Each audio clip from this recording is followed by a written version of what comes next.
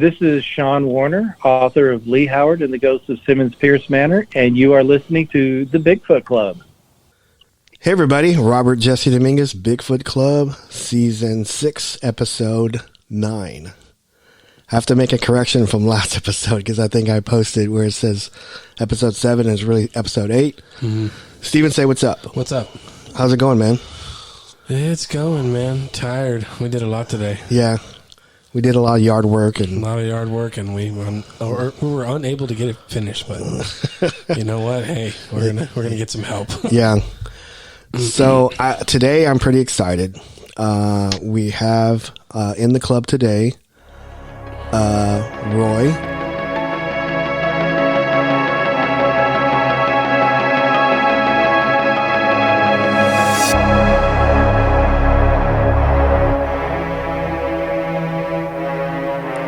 Roy, say hello. Hey, everybody. Hey. What's going on, Roy? I'm just hanging outside right now. Hanging out, and you're having a good Saturday? Trying to. That's good. That's good. Roy, we talked last week off air, and you had some amazing stories. So if you just want to get started, if you want to start like like in chronological order, the last one to the most recent one, we're all ears. We want to hear these stories. All right, sir. Well, my first encounter happened back in 1982. I was the bright young age of 10 years old, deer hunting in Inner East, South Carolina. And it was probably about an hour for daylight. My dad just dropped me off, and he dropped me off, and I'm sitting on what they call a logging road with a little 20-gauge single-shot shotgun in my hand. And doing my usual thing, sitting there with a flashlight on because I was scared of the dark. Mm-hmm. And just flashed right around, and just after a few minutes, I happened to shine the flashlight off to my right to the other side of the logging road, probably about 30 feet, maybe less. And I noticed something standing there looking at me behind some bushes. And from what I could tell, from the height of the bushes, when it got light, the bushes were about 6-7 foot tall, and this thing towered over the bushes. And it was a dark brown color, cone head shape, brown face, mush nose, and broad shoulders. And I couldn't really see the arms or the legs or anything because of the bushes. And being a 10-year-old, it kind of freaked me out. My daddy didn't believe none of this stuff, so I just never. And I've read books about Bigfoot growing up and everything. Did you tell your father like right away whenever you saw this, or did you wait later on? No, sir. I never told my daddy. Not even until his death in 1994. I never told my daddy. Wow. Because he would laugh at me and call me a crazy and non-believer, so I just kept it all into myself. And the one I actually told in my family was my brother, because he's had a couple of encounters himself. So this logging road, is it deer lease back then, or is just an area that your family It was the Sumter National Forest. I'm sorry. It's okay. It was what area we call, it's off Highway 76, spot we call the Horse Trail. Basically, reason why, because during the summertime, people rode horses up and down the trail. So, and they was in there doing some logging, trying to clear it up for the horses to get through. And that's why there was a logging road in there. And deer had a tendency like crossing the logging road. So I was sitting there watching it. Did you hear anything at all? Did you hear it like enter or leave? I never heard it approach, which I probably wasn't about 500 yards from the main highway. Mm-hmm. I could still hear traffic, but still I could hear everything around me. But this thing just silently approached. I never did hear it walk away, and it just blew my mind. I kind of kept an eye on it out of the corner of my eye. I didn't want to watch it the full time. I was too scared to keep looking at it. Yeah. And being a 20 gauge, I I didn't know if it stopped something, if it did something. It being something like that big, 30 feet, it'd be over in 2 seconds. Yeah. And I wouldn't have had time to. It just freaked me out. So, so you continued on to go to the spot where you were going to hunt, and you hunted, and then you left, and you didn't see anything or hear anything again after that? No, even we went back that same spot a few more times that year and never did see it again or hear anything. Mm-hmm. And I wouldn't have smelled it, but the wind was blowing towards it instead of towards me. Right. So yeah, I'm 100% thinking that this was probably a Bigfoot that was checking y'all out to see what y'all were doing or where y'all were going. Steven, you got any thoughts on that? I was just gonna say, did you? It sounds like you were really close to it, but I've always wondered when someone comes across seeing one or seeing something like that. Are you close enough to hear it breathing or see it breathing? I could hear it. I could hear it taking inhale and exhale. Wow. So that's pretty close. Yeah. Like I said, being 10 years old, and this is for daylight. It's still dark, and back in the 80s, flashlights wasn't very bright. Right. No. And it was freaking me out. Yeah, that is. I didn't want to scream. And if I screamed for my daddy, he was about a couple of 100 yards behind me in a climbing stand. But he'd had to forever to got down and got to me, so I just bit my tongue and not try to provoke this thing or whatever. I just sat there and just did my thing. Was your brother there too? He was, but he was in the car sick. Okay. My brother is 11 years older than me, so he's the oldest of them. So he was. So you eventually told him about it, right? Like years later? Or Yeah. what? A couple of years later, when we got a little older, because he told me about an incident we also hunted. I'll tell you about this. It's another encounter, but he's had an encounter about 3 or 4 miles from, or maybe further than that, from that area also with something. And there's been a few reports over the years in that area that's hit my ears. Okay. Active area. Yeah, it sounded like it. Makes me wonder if it was the same one, if it was the same encounter. Roy, which county was this? Do you know? It was in, that part have been Lawrence County. Okay. Right on the Lawrence Union County line in upstate South Carolina. Okay. So, man, I mean, I don't know how I would respond as a 10-year-old boy seeing something like that. I don't even know. I mean, I can edit this part out if you want me to. But did you have any like night terrors after that whenever you were 10? No, really didn't. Honestly, it never affected me. I mean, I'll have occasionally a nightmare, even my age, with Bigfoot, but it's other stuff. Right. The only thing that gives me nightmares is Bigfoot because I have run into him. Yeah. But So, go ahead, Steve. No, I was just saying, like, as a 10-year-old, I'd have night terrors probably if I saw that, because how do you incorporate this with what is it? What do we always call it whenever they release something? The pheromone? No, not the pheromone. The infrasound. Infrasound. Like how do we know? Is it amplified with our fear as a kid? Could already? Is that what feeds off the infrasound too? If they make that connection, like, it's kind of like a trance. Like hypnotized of being scared of it. Yeah, that's the theory, Roy. Is that these animals give off infrasound, and it's similar to EMF, electromagnetic field. And it, like I've said before hundreds of times, people react differently to it. They get nauseated. Sometimes they see stuff. Sometimes they get like upset stomach, headaches. They get dizzy, just stuff like that. So, did you feel any of that whenever? I mean, I imagine you were scared of this creature, but did you get any headaches while you were doing that, or? Nope, not in none of my encounters. I've had none of that happen. Okay, good. And how long were y'all out there after that incident? We usually left the woods about 10 o'clock every morning. So it was probably about 3 hours. But I kept my eye looking around, looking behind my back, listening to these little noise the whole time until I heard my daddy coming, and I'd ready to get out of there. Did you hear any whistles, any kind of grunts, any kind of tree knocks, anything like that?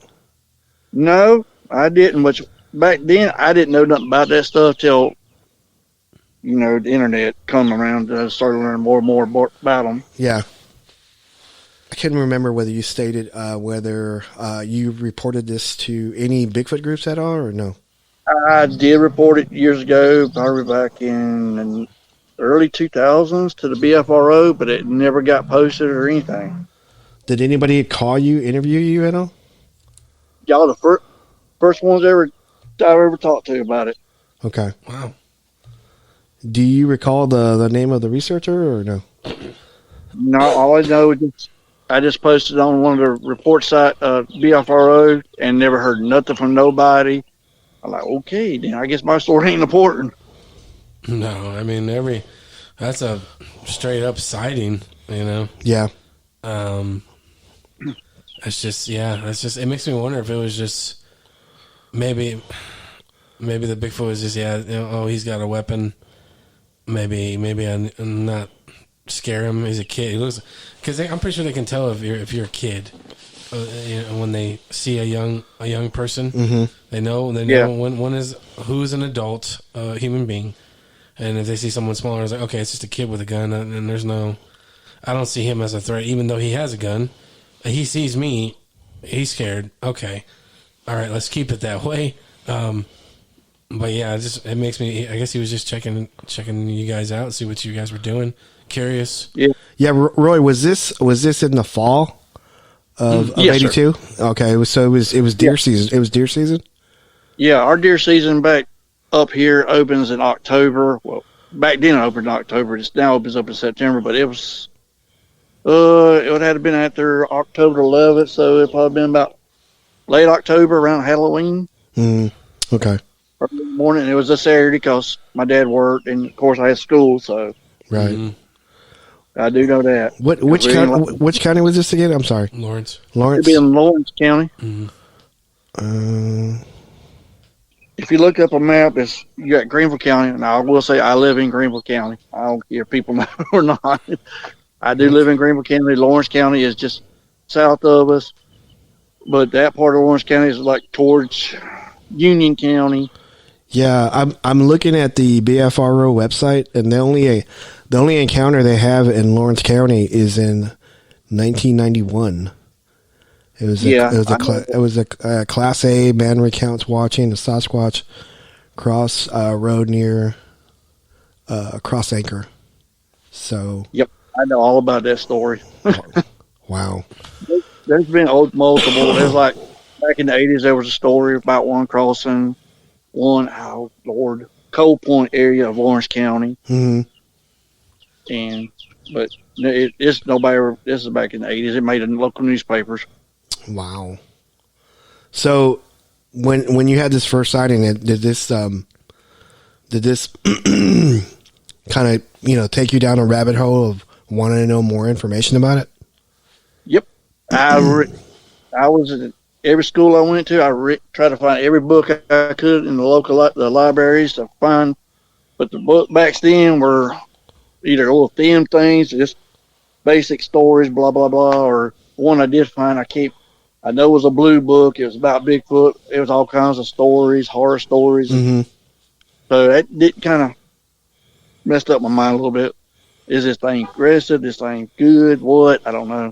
Yeah, I was just gonna say I'm a different perspective. So Steven and I never seen a Bigfoot, and like I helped join a group called the Texas Bigfoot Research Center. I was one of the 12 founding members of it, and so I've always been enthralled into this subject. So I've never seen one per se. I've been in the woods a lot, and I've done research stuff like in Oklahoma, Texas, Arkansas, Louisiana, Ohio.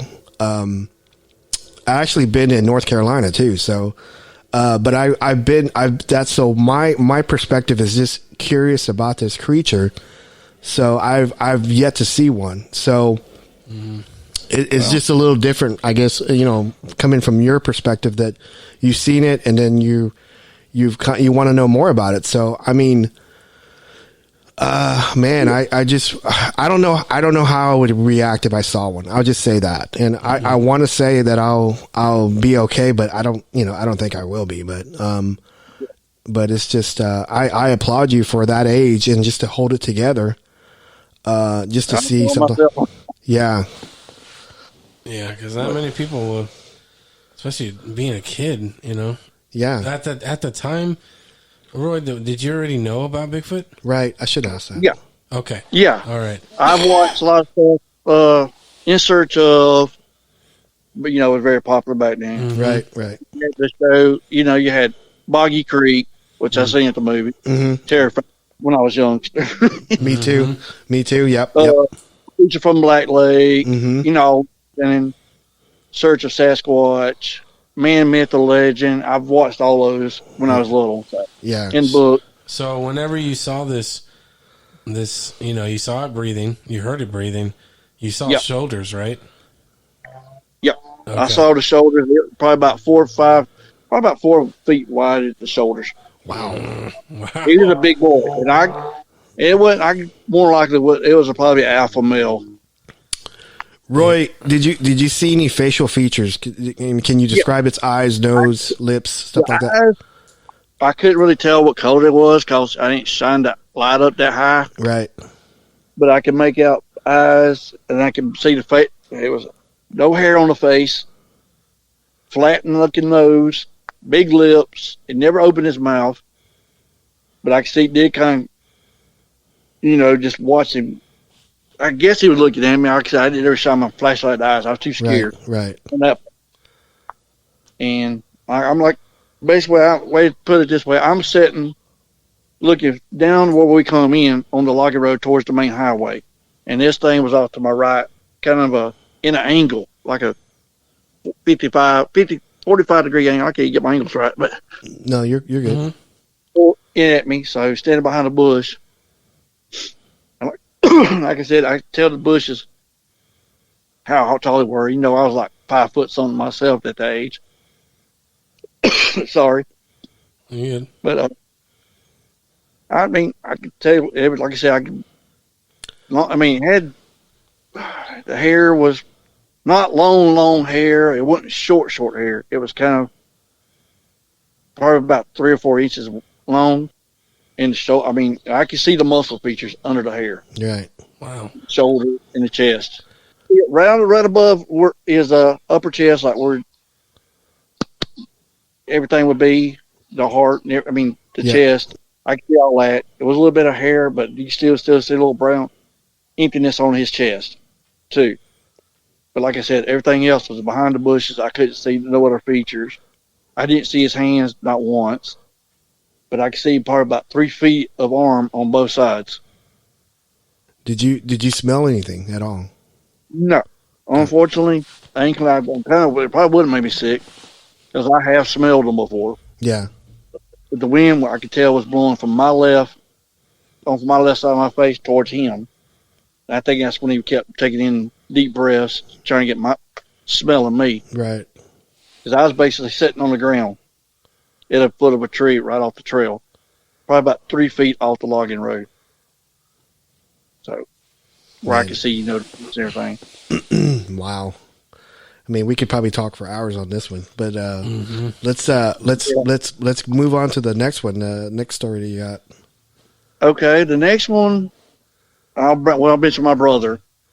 He didn't tell me about this incident till we talked about my first encounter. It was the area we called, it's off Reno Road, again, Sumter National Forest, off of Reno Road down there. And there was a little area they called a sawdust pile, which obviously they've been done some logging over the years, and there's been a big old sawdust pile about 4 or 5 feet tall. I was sitting in a tree right at dusk, it's prime time for deer. I was probably about 2 years after this, I will say that. So I was about 12 when this happened. Mm-hmm. And no wind, no nothing. So all of a sudden you just hear this loud kaboom of something pushing a tree over. I'm like, what in the world? Out in front of me, a couple hundred yards. There's no wind. I'm like, okay. There's no trees that's going all of a sudden just going to fall over. I've been in the woods long enough to know. Even though I was 12, I've been in the woods almost all my whole life. I said, there ain't nothing, but it didn't dawn on me, could it be a Bigfoot? Could it be something else? Well, it wasn't until I talked to my brother, then it dawned on me, it could possibly be a Bigfoot, because he was 16 years old, like I said, so I've been 5 years old at this time, been in 1977. He was sitting on the sawdust pile an hour before daylight, and he had something just walk around him for 20 minutes, just out of his sight in the dark, growling, and he could hear it growling and breathing, stomping, and my brother was a little bit tougher than me, so it freaked him out. Then when I told him about my incident, he said, well, then we put two and two together. There's something down in there too. So it kind of bothered us a little bit on that one, because like I said, that thing was growling at him, walking around, and then years later, I'm sitting in the same area, something's like a tree. But I'm not saying it was a Bigfoot. It could have been. It could have been something else. We don't know. Yeah, I mean, there's not too many animals that stomped. No, I mean, deer are small, but not like, right. Stomp. So, and a deer don't growl. No. If they do, we got a problem. Yeah, they like huff, Yep. like that. But snort and blow and bellow. I've heard every deer vocalization in my time. So right, your brother never saw it, but he just heard it, and he was. Yeah. Was he in a tree stand, or was he just in the woods? No, he was actually sitting on top of the sawdust pile. Okay. Like I said, it's about 4 or 5 feet tall. I mean, I don't know how long that been there, because nobody knew the history of it. But I do know at both areas, there's big, giant gullies that stuff can move around no problem. These gullies are probably about 20 to 30 feet deep. Yeah, no one can see them moving, right? No, you couldn't see nothing if you wanted to, unless you sat right on it looking down in them. Each area, all these areas in that gullies, I will say that. Which forest was this again? It's Sumter National Forest. Okay. It's a lot of land down in Union and Lawrence County, Newberry County, Greenwood. Is that off 26, Highway 26? Interstate 26, yep. Okay. Between 26 and 176, right? Yep. Okay. Right in that area. Wow. I still kind of go down there once in a while. I get a chance to, do some of my own research, looking for running and stuff. Yeah. Trying to get stories, but nobody wants to tell me nothing, so I just go to areas I know, hey, a lot of dirt roads, just drive dirt roads and get out and howl every once in a while. Yeah, I would always say, this is what I would just always tell people all the time, Roy, is that a lot of times these creatures, they move on electrical right-of-ways and gas right-of-ways. Yep. They use them as like a sidewalk walking through the county. And so they use it a lot. I mean, because I anytime I can take anybody in here in Texas, and we can go out to East Texas and we'll find a gas right-of-way, electrical right-of-way, and I always find footprints all the time. So, oh yeah, so it's like a highway for all wildlife. When I get somewhere I can hunt, mm-hmm. I'm thinking a gas line or power lines. Mm-hmm. I'm sitting there. But okay. But my next encounter, I mean, it wasn't nothing but a minor incident. I was taking a girl down into Lawrence County, what we call Cross Hill, Cross Hill area, right on the Lawrence County, Newberry County line. And we just ride down the main highway of Highway 39, or about 39. And I had the windows down, even though it was summer, just riding real slow. And all of a sudden, we had a rock thrown at the car. So I stopped. What's going on? Who's throwing rocks at my car? Houses around here. Then I got the golf office smell coming to me, coming from the left side of the highway. I'm heading northbound on the highway, and I got this god awful smell, and it didn't take me long to put two and two together what's going on here. Mm. I did learn, after I got the internet, that they did throw rocks and stuff. I guess it aggravated. So you were going down this road. You hit. Did it hit the back of the car, the front of the car, or what? It hit the top of the car it was a old Daewoo. They don't even make them no more. It hit the sunroof, and she freaked out. And I said, well, it's probably acorns or not. Well, it's summertime. Acorns ain't falling yet. Right. So I stopped. Like I said, there's no houses for a couple of miles because I know the area real well, like the back of my hand. So didn't see nothing. Well, I forgot about the wife in that same area. Sorry I had to go back on you, but my wife, I'm married twice. My first wife passed away in 2004. Sorry to hear that. Thank y'all. My brother, his girlfriend, which is my wife's my sister-in-law, her daughter and niece, what do you want to call them, is all riding in our Blazer. My brother's driving. I'm in the back with my then girlfriend, had the back of the Blazer down, going down an old road, dirt road. It was public land, but it laid up right against Lake Greenwood, a cove off of Lake Greenwood. And we just we about to go across, so right before we stop, there's a wooden bridge that goes across the cove, across the creek, and part of the lake. Mm-hmm. It's like a flat, and you can see the water through to one side, and there's hardwoods on the left. And my wife, girlfriend, what do you want to call her, was looking out the window. She said, "Oh my God." I said, "What?" "Something just fell out of that tree." I said, "What do you mean something just fell out of that tree?" She said, "Something just fell out of that tree. Oh my God, it's getting up." She said, "It's standing on two legs." I said, "What do you mean?" My brother, "What's going on?" I said, and my niece, she was probably about 16, my niece, she said, I see it too. I can't see it because all I see is their two big old heads in the way. I'm like, what is going on? She said, "Baby, there's something standing up on two legs looking at us." She said, "It's about 5 foot tall and it's standing there looking at us." It just fell out of a tree limb from about 15, 20 feet off the ground.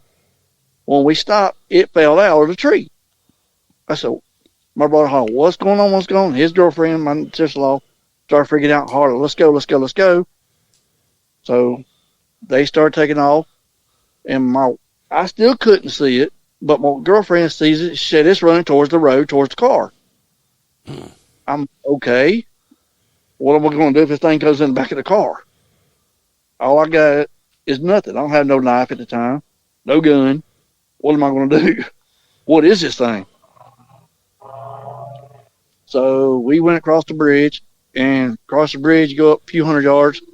There's another dirt road, and you can turn around. So we turn around and come back. So my brother wanted me and him to go get out and go look, see if we can see anything at that area. We get back, and we don't see nothing. I get out of the car, look around, don't see nothing. He gets out, don't see nothing. My sister-in-law and niece start freaking out. "Please get in the car. Let's just go. So we did go back a few more times. Never seen nothing else again. But my wife went to her grave saying she seen something fall out of that tree, and it got up and stood up on two legs.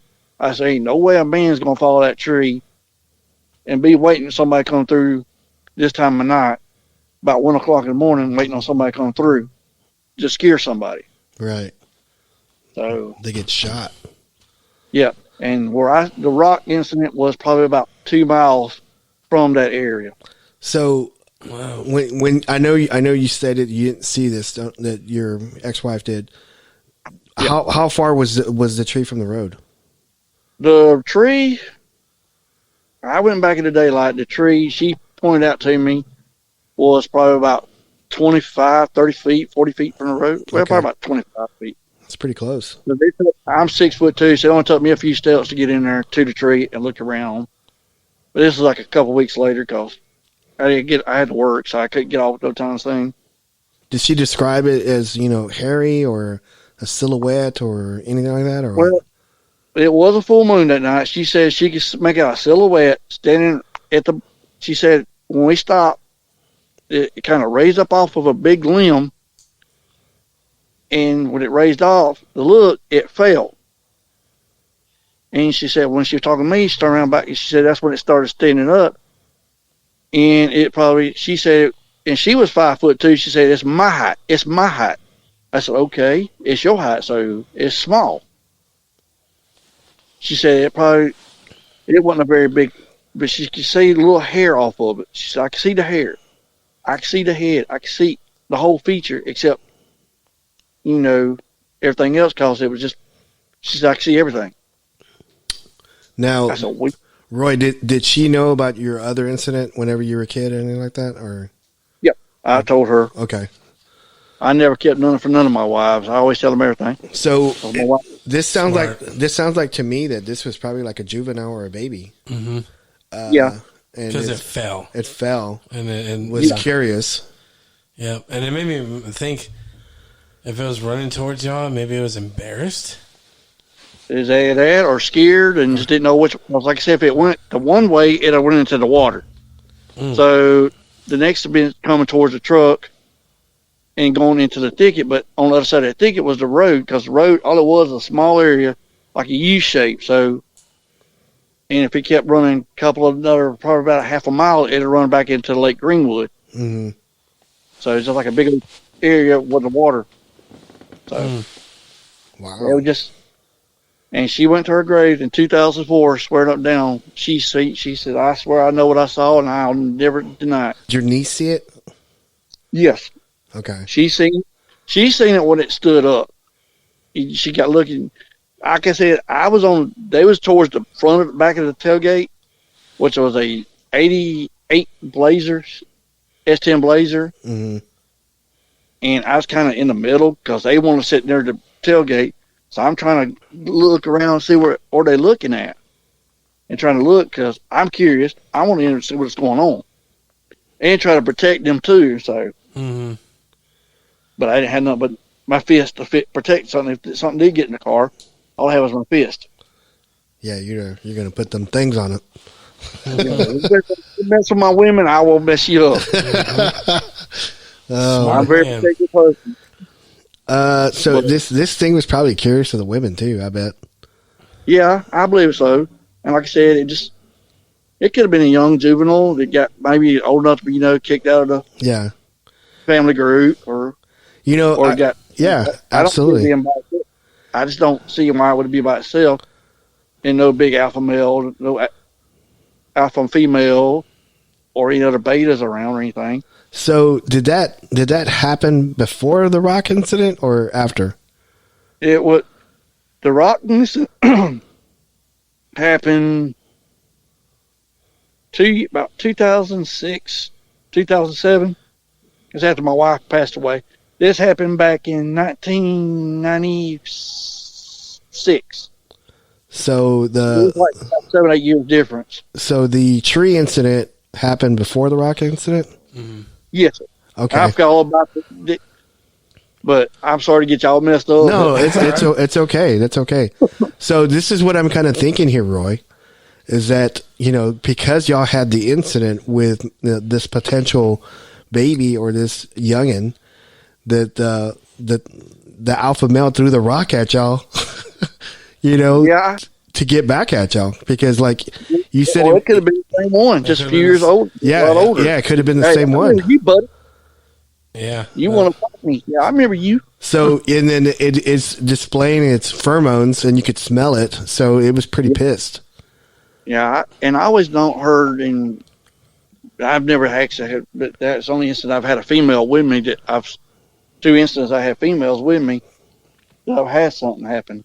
So I do believe they can tell a female. Yeah, and that's when that women had at the time, they can tell. Yep. I've had some incidents, and I'll just say this, that I've had a lady reach out to me once, and this was in East Texas, and she was a heavy bleeder, Roy, and I had to ask her. I said, "Are you a heavy bleeder?" Because she used to go burn her trash outside in like the back, and she would put these these tampons back there and then burn it. She would wait a couple days and then burn it. And so I would tell her, I asked her, I go, are you heavy? Because this Bigfoot was coming to the back of her house and looking through the windows. And so I believe it could smell her. And it was, it gets confused, because the DNA for, this is just, the theory I got is that the DNA for the humans and DNA for Bigfoots are similar. So if you have a female in menstruation, so they're alpha male is going to want to go check it out. So I told her, I said get a Ziploc, put all your tampons. This is going to sound gross. Put your tampons in there, put it in the freezer, and then whenever you're ready to burn the trash, pull it out and then burn it then. And so whenever she did that, she had minimal. It started not coming around anymore. So like your theory saying that you believe that they know whenever there's a woman there, and I completely agree with you 100%. So I mean, and it just kind of proves a point of, I guess, the female Bigfoot, they have their monthly cycle as well. Yeah, I've other than Bigfoot, I am a huge animal lover. I do a lot of research on a lot of other animals like chimps, gorillas, and I do think chimps and gorillas go through the same situation also. So I do believe that. Yep, I agree with you. I read some Diane Fossey stuff, and I read some Jane Goodall stuff. So anytime I'm in the woods, because I've heard her say, I forgot which one said it, but whenever there's a chimp that's content, it does this like that in the woods. Yep. So anytime I'm in the woods, like looking for trails or tree breaks or whatever, I would do that. I would click my mouth to let them know that, hey, I'm not here to harm them. I'm just here to learn from them. And so that's what I would always do. I would always do that. And I had a guy who goes, why do you do that? I said, and I turned him, I go, do your research. So, but anyway, wow, that's interesting story. And what I thought, it could have been the same Bigfoot, just pissed off. I think it's to be honest with you, if I'm not mistaken, if one of these encounters are at a different state, but it sounds like the same area. Yeah, you lived in this area for all your life, and I think it's the same family of Bigfoot. I honestly think you encountered so far the same family, and it's possible. Yeah, it's just the first encounter would be probably about a 35-minute drive from the last encounter here. So, but I do believe they do migrate back and forth. Mm-hmm. Right, it's a big area. Yeah, that's like a cakewalk for them. Yeah, they're like 35. It takes you 35 minutes. We can run there in 25 minutes. Yeah, because it just sounds like you saw maybe the alpha male whenever you were 10, and then the juvenile Bigfoot, which is probably its offspring. Its offspring, maybe grandson. I don't know, granddaughter. I don't know. And then driving down that area, I guess a couple years later, it was that same Bigfoot, and he probably smelled you. And it was like, oh yeah, that's that guy that saw me fall off the branch. Yep. I'm embarrassed. I'm gonna throw this rock at you, and then send off my smell. I'm like, yeah. He want to fight, so yeah. I want to fight on our car. We're gonna fight. Yeah. Let's look for Roy. Mm-hmm. That's it. That was what, the third encounter? Yeah, third encounter. I've had 5 encounters altogether. Okay, so I think we're ready. We're not, and then we're not counting your brother's one, right? Your brother's? No. Okay. No. Okay. Well, one of he's only had 2 encounters. Well, 3 encounters. He's had 3 encounters. I've had 5. Okay. The next one I would tell you will take place not in the same area. This will be Oconee County in the state of South Carolina, in the mountains. Okay. Is that the cusp of the Appalachia? Yeah, it's right at the Blue Ridge Mountains, Appalachia. It's mountain area. I live basically. I can throw where I'm at now. I can throw a rock and hit the mountains of South Carolina. So wow. I live right in the hills of the mountain, and 2 hours from the mountains of North Carolina.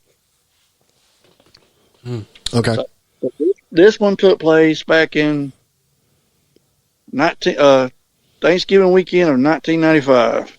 Okay. I'll mention this gentleman again who was with me in one of my brother's stories. I didn't see nothing, but this is the first time I've heard one. It was probably we got there after daylight. Again, it's more what we call the Joe Cassie Gorge area, the horse pastures, what basically locals call it. Don't know why, because there's no horse pasture in that area. But if you look it up in South Carolina, it's called the Joe Cassie Gorge. It's nothing but rivers, wood, mountains, and valleys. And it was probably about 7:30 in the morning. I'm walking up a logging road. We got a sorry, dang fire truck coming through when I'm talking.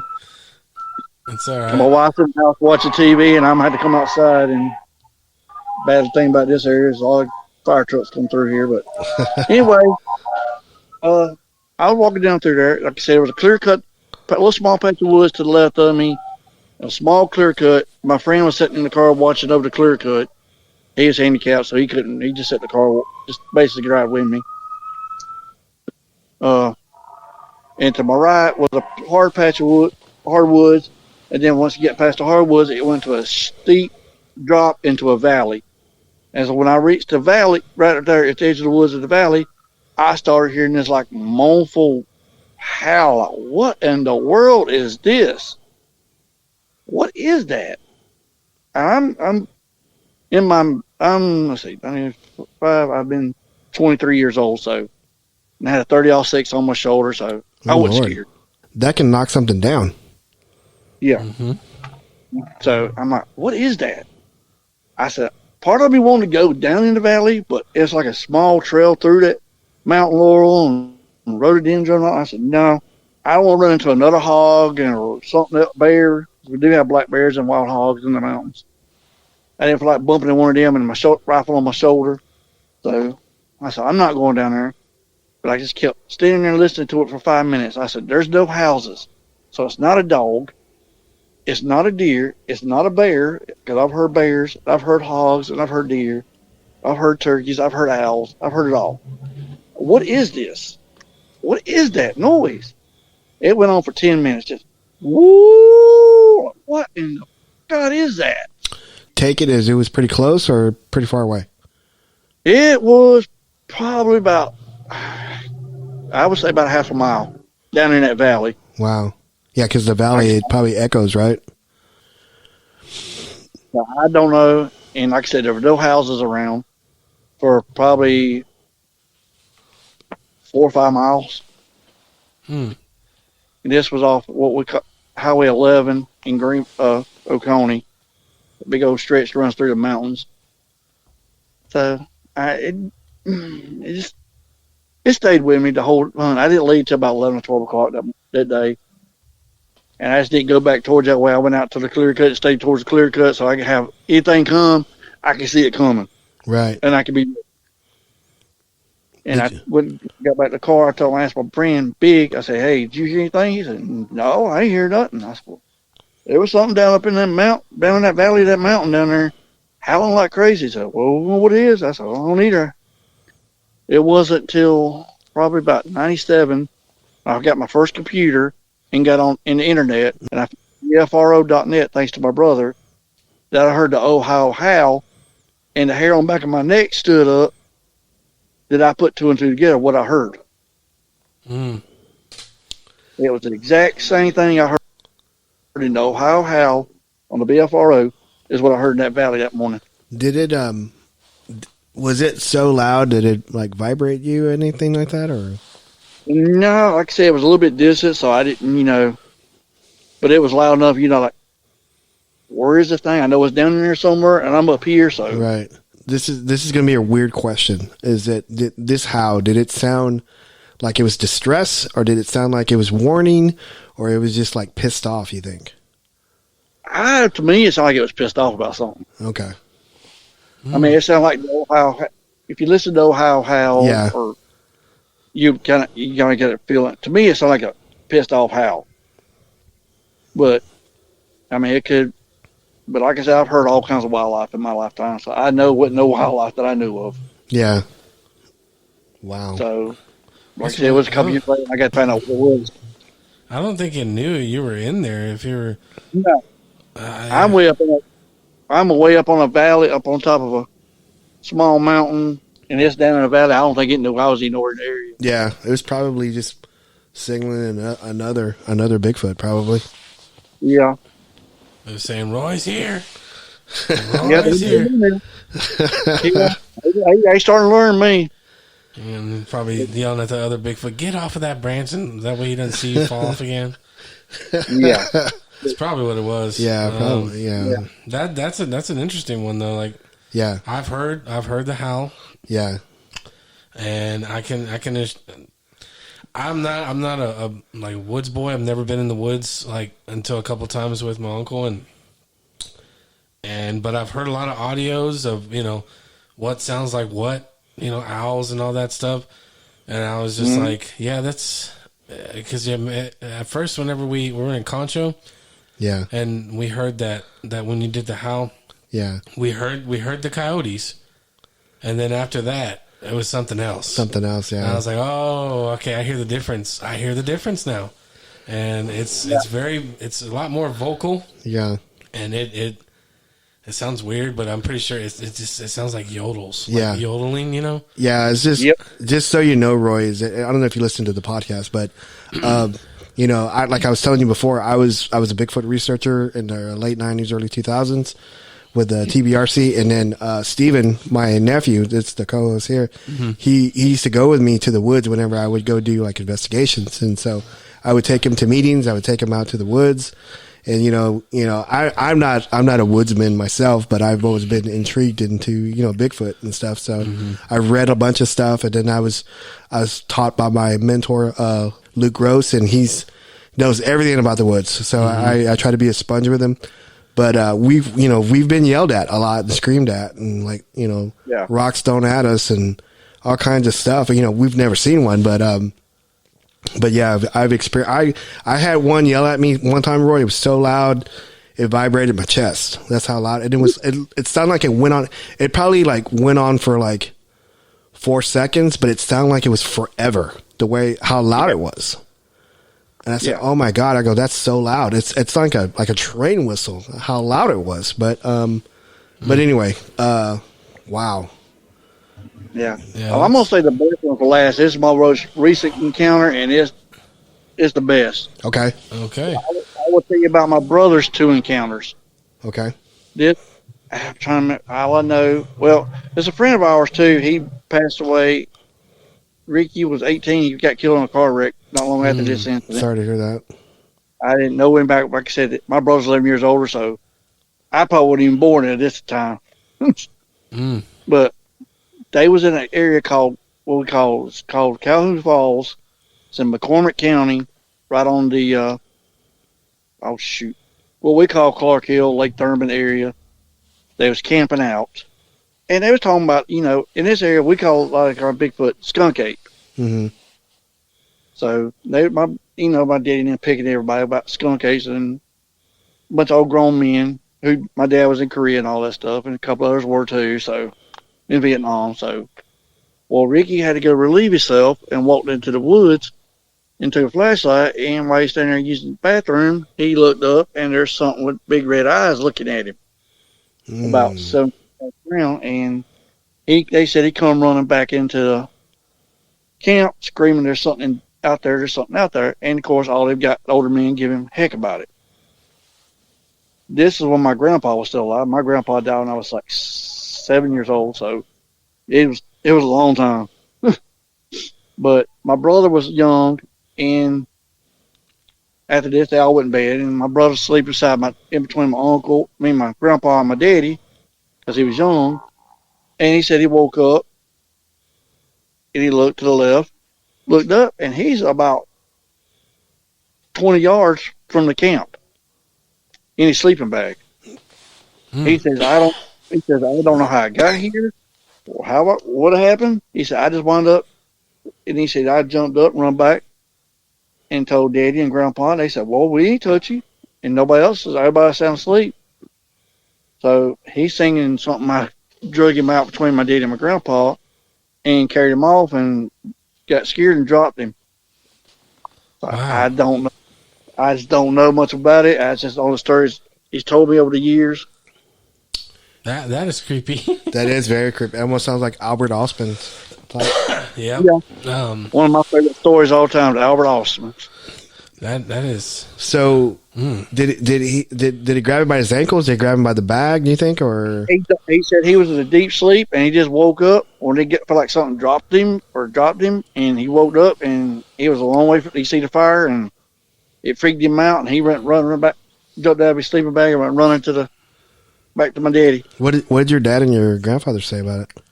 They think he was sleepwalking, but how would you sleepwalk in your In your sleeping bag? Yeah, it's kind of hard to do Like I that. said, Daddy and them wasn't believers in this stuff. They've been all over. They've been hunted all over the state, swamps and everything. Yeah. They never believe this stuff. You know, I'm almost want to think that maybe I don't know, maybe your grandfather or your dad actually saw something and just didn't want to talk about it. You think? Yeah, my daddy was just that kind of person. He would never, say Right. nothing. Basically, how I was when I was younger, because I was scared of heights. I'm still scared of heights.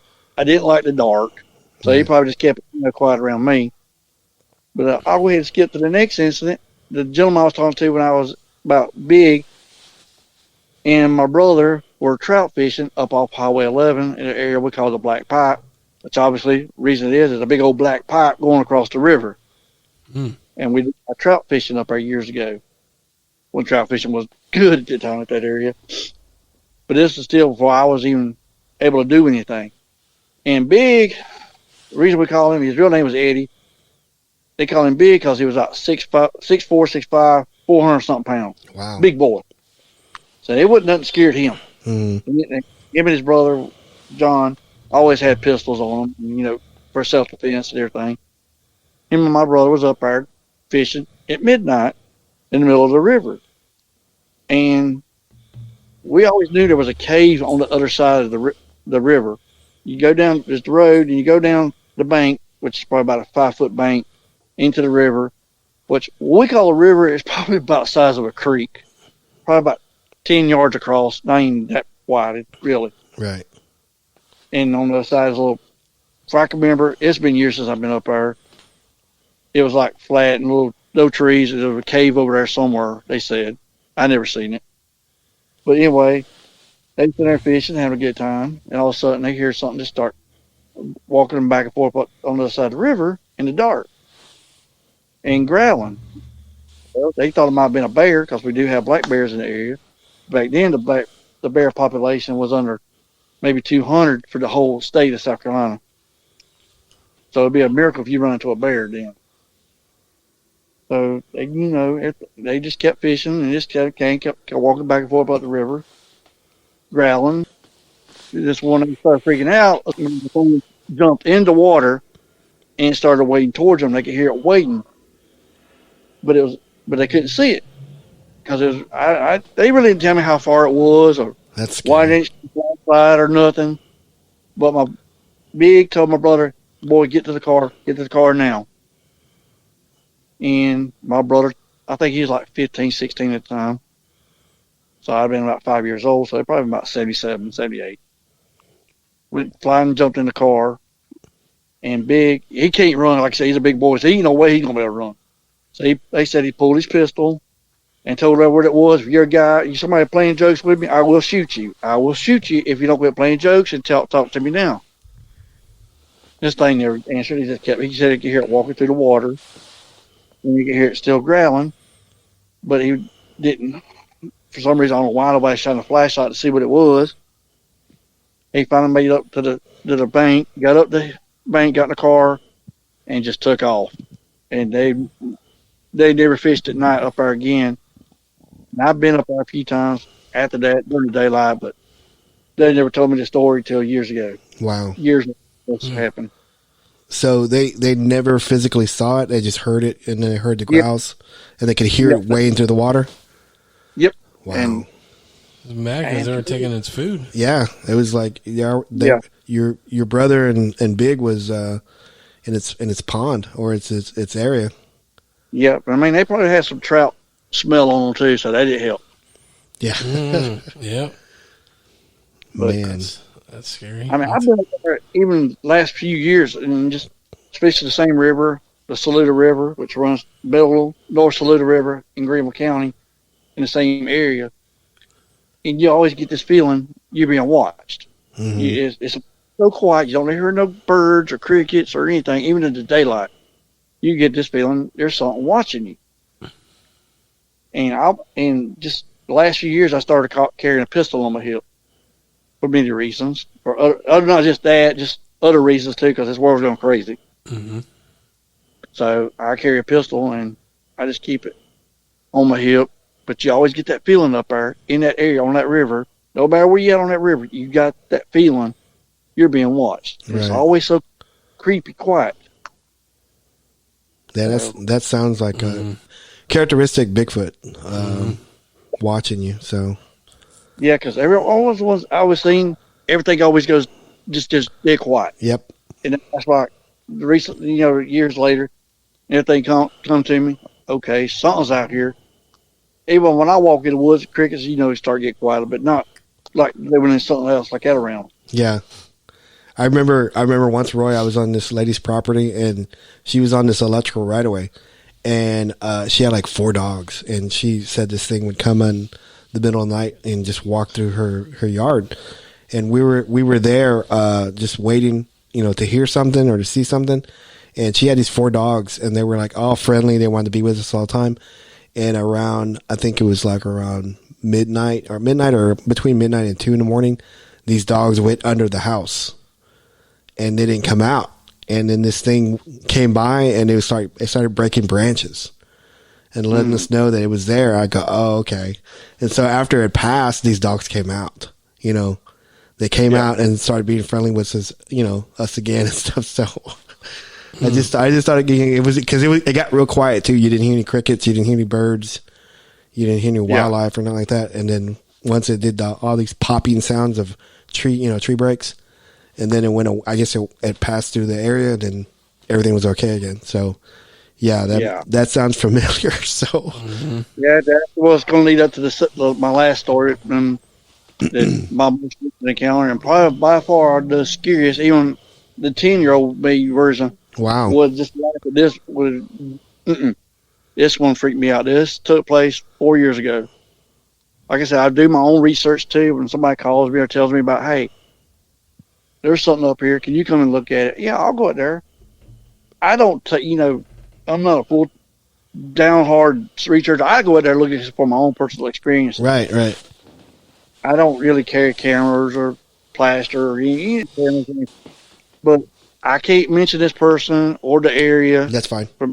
This one is confidential because this guy is a well-known person in the area of South Carolina. Him and his wife. That's fine, Roy.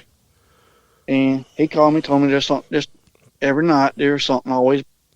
They come around the house, and the dogs, like you said, would freak out, and there was something smacking inside the house, and they would hear these weird howls and screams, and a couple of the chickens would disappear. So they got rid of the chickens because they got tired of dealing with it. So I said, okay, no problem. They said, well, we're going out of town. You can come up here. I said, okay. I went up on a Saturday. Probably left my house, told my wife, everything. Loaded up my pistol. I carry a 40 Smith & Wesson MP 40 caliber on my hip. If you hit them right, it will stop them. If you hit them right, if I feel like shooting. But anyway, I went up there, got there about 10 o'clock at night. This is the middle of the summer. It's humid as heck. Sitting on the front porch because I didn't have no keys to their house or anything. And just sitting there listening around and hearing. And like I said, all the crickets were everything was good for the first couple hours. Probably about 1 o'clock, 2 o'clock in the morning, everything just got quiet. I said, uh-oh. Then I started hearing this howls. I said, yeah, we got company. And I kept coming closer to the house. When I first started hearing them, I could hear it probably about 200 yards behind the house. I'm on the front porch looking towards the main highway. And behind our house is about a couple hundred acres of woods, and I can't go to more. Probably I will say mountain area. It wasn't mountain area. So I said, okay, we got company. So I get up off the porch swing, walk around off the steps, walk around the corner of the house, and the woods from the back of the house was probably about 30 yards to the edge of the woods. That's how big the yard was in the back. So I walk around, stood there, didn't hear nothing, but I could hear something start. Hear leaves crunching, twigs snapping. I said, "Oh boy." Okay, I'm a little scared. I'm out here by myself. My wife, the only one knows where I'm at. Nobody else is gonna believe something happens, and my truck's parked in the front. What am I gonna do here? So I just stood there and listening. So I grabbed my flashlight, turned it on, big high beam flashlight, and about 10 yards into the tree line stood about an 8.5 foot dark brown alpha male, and I knew it was a male. I seen everything. I mean everything on this big boy. Even though he's kind of leaning halfway out behind the tree looking at me.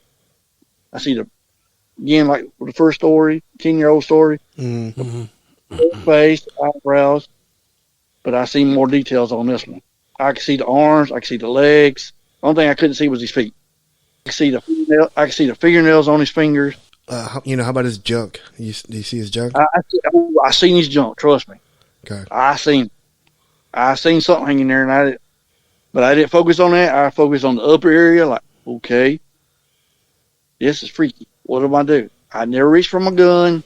My phone was in my back pocket. I said, I'm not reaching for nothing but keeping the flashlight on him. I don't want to make this thing, because that close of a distance, he could be on me before I can pull my gun. I said, I'm not moving. I'm not making no attempts to do nothing here. What do I do? We stood there and watched each other for 3 minutes. Just him picking out behind a tree looking at me. All I could see was the left side of his left side. No, right. Not his left side, his right side. It freaked me out that bad. This one does give me a little bit of. Did it like rock back and forth? Did it show its teeth? He showed. Yeah, I seen them big old yellow teeth. I seen the canines and all the upper, because he did growl. He did growl at me, and when he growled, he just opened his mouth and he said all the both, and it wasn't white teeth. It's yellowish, big friggin' teeth. His lips kind of curled up, and you see his teeth a couple times. He's like, "Dude, don't mess with me." That's why I didn't reach for nothing. I said, "This dude is kind of aggressive. What do I do?" Right. I'm there watching him. Then all of a sudden, I hear another howl coming from about 30 yards to the left of him. I mean, he's right. I'm getting my left and right confused. Okay. But it's to his right of him. I'm sorry, about 30 yards. And I can hear it walking through the woods. I said, "Oh my God, no. What do I do? What do I do? I'm here alone. Even though I got a gun, what do I do?" And I keep an eye on him, but trying to figure out where this one's at. Mm-hmm. Are there even more coming from my right, coming from my left, coming from behind me? What do I do? I'm just watching him, and I can hear this thing keep going closer. And he kind of glanced over to the right and looks at the other one. So I kind of turned the light towards that way a little bit, and I see it. And it's a little bit smaller creature. I would say about 7 foot, 7.5, because I'm 6'2", and it's both of them towered over me a little bit. And this one is just standing there in the opening, not behind a tree, trying to hide himself. I said, "Oh my Lord, I got 2 Bigfoot creatures standing not even 30 yards from me. What will people do to see this right now?"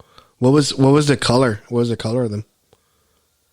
The bigger one was dark brown, but the smaller one was a lighter brown. Okay. And that was another male. I seen his junk too. So he was just standing there in the wide open, just in the trees, looking at me. But the big one was looking at him, and then look at me, look at him, and then look at me. Did they thrash any trees or any bushes or anything like that? No, they just stood there. The smaller one, there was no tree around him, not even a bush. He was just in the wide open. Just came in the open. That's odd. Mm-hmm. I'm totally freaking out. I mean, were they chunky? Were they muscular? Were they? They both they are pretty muscular, and I will say the 8-footer probably excess of 800 pounds. He was a beast. Okay. The other probably weighed about probably about 600 pounds. Were you able to see like ears, nose, eyes? I could see the ears. I could not see ears. Okay. That's one. I just never did I kind of got a glimpse of it, but it's just you didn't really poke out like human ears. It's like, but I could see the eyes. Hair. It was the one. They kind of when you shine a light, it was kind of a reddish orange color looking. Mm-hmm. Did they? I know this is a weird question. I like to throw weird questions. Did they look related? did they look like they were similar? I think they look similar. Okay. Just the only difference was one was about a foot smaller. Okay. And 100 pounds smaller. And I could tell. I said, well, I could tell one was the alpha, one was a beta. I said, okay, these two are here. Where's the rest? I know there'll be a female around here somewhere. Right. I was gonna say I'm willing to bet that they were drawing your attention, and whatever family they had with them was probably moving across behind you, maybe. Yep. So maybe right in front of the house, because there was woods in front of the house a little bit, probably like about 20-foot section of woods. They probably could have snuck around that way and turned attention on them. So after what you said, 3 minutes, 10 minutes? It was about 3 minutes of watching him when this one popped up, and I stood there for another 2 minutes watching him. And I'm like trying to put okay, I'm in a bad situation. I got to get out of here. I said I had no keys to the house, and the house was probably about 20 feet behind me. Yeah, because I was halfway across the backyard towards the trees to kind of get a good look at these things. I said, well, my truck is 100 feet away. If I can make it to the truck, we'll be okay. Just get in the truck and haul butt. So I just started inching slowly, like taking one step at a time to my left. Mm-hmm. Trying to keep him in view and keep both of them in view at the same time. Making sure I didn't do nothing stupid to piss them off. Because like I said, the big one was already showing me his teeth. And then the little one started showing his teeth. Again, yellowish, ugly teeth. And I'm like, okay. I'm going to keep moving my left one step at a time. It probably took me 20 minutes to go. Well, probably not 20 minutes, probably about 10 minutes to go 100 feet. Yeah.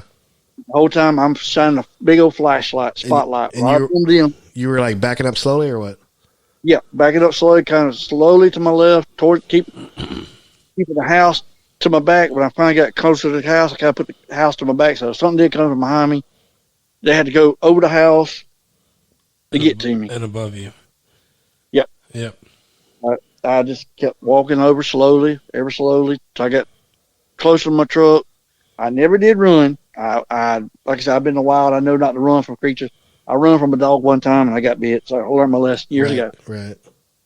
Do not run. Don't reach for the pistol. Don't reach for no cell phone. Just keep a light on them, because it kind of blinded them. Because when I kind of got closer to the end, the big boy did kind of put his hand up in front of his eyes, like just keep the light out of his eyes, because I kind of shined it in his eyes more than I did the smaller one, even though he was further away. I was more afraid of him than I was the smaller one. He was to me, the more aggressive one. So I finally I felt my truck. I said, oh, God, thank you. Now I'm trying to slowly reaching for my keys on my hip, trying to unlatch them off the carabiner. Slowly made myself in the truck, got in the truck, cut the lights on the truck, because it was shining right towards the back of the house where the trees were at, where they standing. Could you see them from the truck? Oh, I had them the whole sight the whole time. I never took my eye off of them until I got the truck turned around and hauled down the highway. Right. What did you tell your friend? I told him what he had and what was going on. I said, dude, I don't know what to tell you, but I said, I don't want to kill him. I'm not going to kill him. I said, you're going to have to either try to deal with him, or if they get too aggressive, you got a gun, shoot them. I said, I'm not going to come up there and just shoot them, because, this is not my thing. I'm not going to kill them. Right. Because I don't know who these things are. Right. And unless they attacking me, I'm not going to shoot one. Okay, let me just ask this question. Did your friend, did he just build that house there? Was it there, or did he just move in? Well, he'd been there a few years. Okay. He's currently now, he's still living there and no more. I will say this, probably about a year after the incident, he's not had no incident since Right. in the last few years. So I think they might have been just moving through. Yeah. And just, like I said, he had chickens at one time and he got rid of them. He didn't have no dogs or anything. Right. Remember we were talking off show and I was telling you that, to get rid of them, and the point of view that I had is to buy game cams and just put it, he should put it behind his house and they'll probably avoid it completely. And that's just the theory I have. Someone else might tell you something different. But another question I was going to ask you, because we're getting pretty close to the end here. What do you think these things are? I think they're just the undiscovered humanoid ape creature. Okay. I'm the true believer, I don't believe they can cloak. Because none of these creatures I've personally seen cloaked, or they just, the last two I watched, they didn't cloak. They just, just stood there and watched me. They didn't disappear. I don't think they got a portal or anything, but yeah, I think they're just flesh and blood creatures that nobody's discovered. You know what I was going to say, Roy? I think these things are attracted to you. To be honest with you, they seem to find you. They seem to find you in all aspects of your life, and it just seems like they're whatever energy you have, they have the same energy. And it's kind of like, does that make sense? It's kind of like how we said a couple months back, where you see one, it's like they mark you. Yeah, they mark you in a way that you probably don't even know. It could be by smell. It could be just by the energy, and it's like he's seen one, he's seen a couple, and then they're drawn to it, and then they're like, what is that? Is it a Bigfoot? What is it? Like, what am I sensing? What am I smelling? Yeah.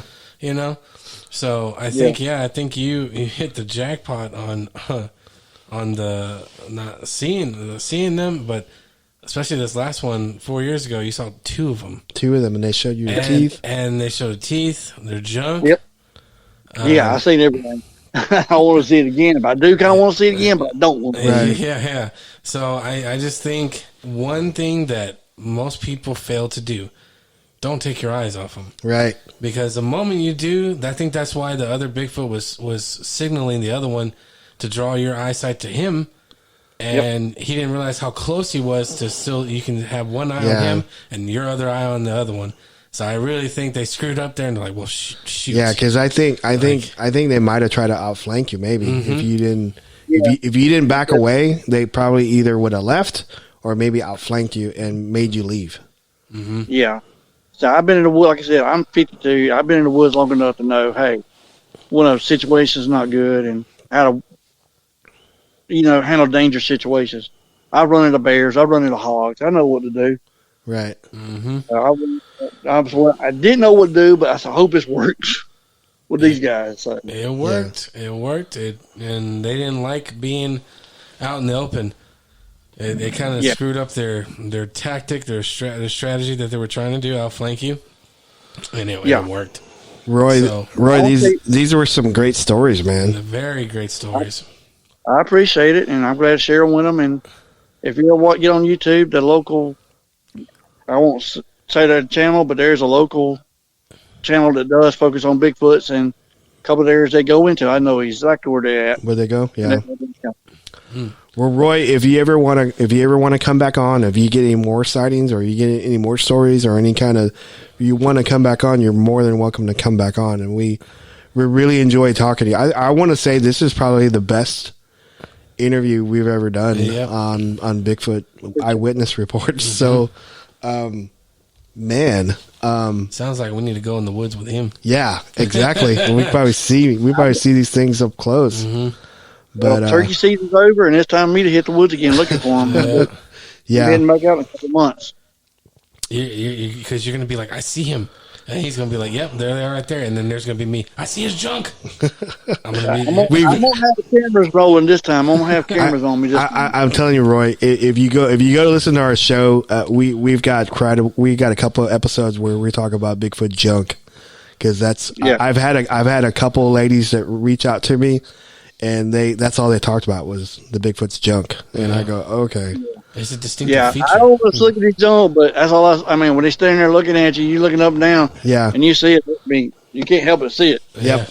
It's just hanging. It's just chilling. Yeah. Now, Roy, let me ask you this last question before we get off. Had you had anything else happen in the woods to you other than Bigfoot? There is a big thing around here about black panthers. Okay. And I found a mountain lion track. I know what they look like. I know what bobcat looks like because I hunt bobcats and trap bobcats. Uh-huh. And not far from where I told you about the black pipe. That's what we call Wildcat Falls. I found a track of a big cat in the creek. I used to have it on my old phone. I took a picture of it, and I don't have that picture no more, unfortunately. I'd share it with everybody, but I don't have it. Man, that's scary. There's a lot of black panther sightings in this area. And when I used to do a newspaper route into the mountains, and I seen something with a long black tail go up in the woods, I don't know, what I seen. I just turned right off a corner, and something went up the hill, black or long tail. I can't say for sure it was a black panther or not. Wow, that's a big house cat or something. That's scary. Mm-hmm. I mean, because like if they wanted to pounce on you and put their mouth on your neck, there's nothing you can do about it. Mm-mm. Yeah, there's nothing you can do. So that's more scary. I think that's more scary than Bigfoot. That's me. Yeah. So yeah, they're a little bit quieter. Yeah. Okay, Roy. Well, again, thank you for coming on. We really enjoyed it. I'm going to try to put this out either tonight or tomorrow, and it'll be out for sure either Sunday night or Monday. So, all right. Well, I'll get my wife listening to it. Okay. Again, appreciate it. Like I said, if you have any more stories, we'd love to have you back on. And if you need to talk, hey man, I can message you my number and we can talk, man. All right, man. I appreciate it. I'll get a hold of some hunting buddies that has some encounters and get their stories. Okay, I appreciate it, man. Thanks, Roy. Yes, sir. Thanks, Roy. Yes, sir. Have a good one. You too. Man, what do you think about that? I like him. He's one of those marked ones. Yeah. He's a good old boy. That's something we really need to talk about is that if you see one, they mark you. Yeah. I have a funny feeling that they do. You get those type of people that they'll see one, okay, and then if they go out in the woods again, they're bound to see it again. Yeah. Whether it's from the same one, because I think they just emit an energy and they mark you with it. And then every time you come in the woods, they're like, oh, that person's here. I think they do it to see if you're going to be good or bad. Yeah, I wouldn't doubt it's like somebody that's a lifer in like those counties. Mm-hmm. Just someone just lives there their whole life. Mm-hmm. And I'm willing to bet that his dad probably saw something. He probably saw a lot, and it's just one of those things that you get marked, and it could be you can either see it as a good thing or a bad thing. I don't know. Yeah, that's weird. So we're on 1 minute and 21 seconds. Woo! So you got any shout outs? Shout out to B-Town Down. I know he likes to keep up with the episodes, so I'll let him know that we did this one, and you're gonna release it tonight, maybe. Yeah, I'm gonna try to do it tonight. I don't know if I'll be able to do it, but okay, tomorrow. Probably tomorrow for sure. Tomorrow. Happy Mother's Day to all the mothers. Yeah, happy Mother's Day to all the mothers, all the Bigfoot moms. Mm-hmm. I just wanted to say that thank you to everybody that's been listening to our podcast. We really, really appreciate it. And people that are new to the podcast and started listening to it, thank you so much for choosing us and taking us on this wild ride to Bigfoot and the paranormal. So if you're one of those people who don't follow or subscribe to our podcast, this is a perfect time for you to do it now. Mm-hmm. Leave us a comment, leave us a 5-star review, or even a bad one. I'm okay with criticism. Leave us a review. Yeah. And if you want to find us on social media, we're just look up Bigfoot Club 1 on Facebook, Instagram, X, and TikTok. Is that one spelled out? Or is that the number one? The number one. Bigfoot Club number one. Pretty much X or Twitter, on everything. So Instagram, Facebook, TikTok. TikTok, you don't stop. You don't stop. And then if you have any stories or if you want to email us any kind of questions or anything like that, we take questions, we take stories, we take any kind of inquiries. You could reach out to us at bigfootclub1@gmail.com. That's Bigfoot Club number 1 at gmail.com. Yes. Mm-hmm. So I think I can do something with this show. I think so too. So we're going to say good night. And good luck. And goodbye.